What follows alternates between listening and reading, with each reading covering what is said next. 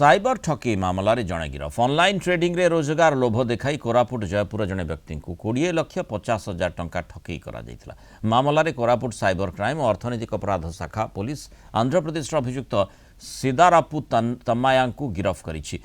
जहाँ सूचना रही अभियोगकारी राजेश पात्र फेसबुक रे संजना श्री नामक महिला परिचित होते पर व्हाट्सएप माध्यम ऑनलाइन ट्रेडिंग रे लाभ हेबो बोली लालसा दिखाई विभिन्न अकाउंट को टंका पठेबा को राजेश को कही से पर्यायक्रमे 20,50,000 टंका पठाई तदंत समय 12,46,000 टंका पुलिस होल्ड करथिबा बेले आउ 4 लाख टंका अभियोगकारी को फेरा जाइछि।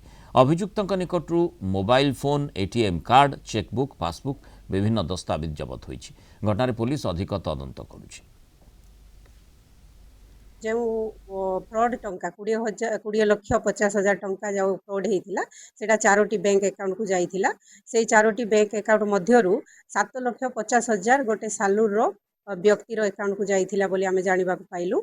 सेही लोक को आमे खोजिलु एवं आमे तांको पाइलु मध्य। पाइला परे आमे तांको ठारू विभिन्न बैंक रो पासबुक चेकबुक एटीएम कार्ड एवं तांकर गोटे मोबाइल फोन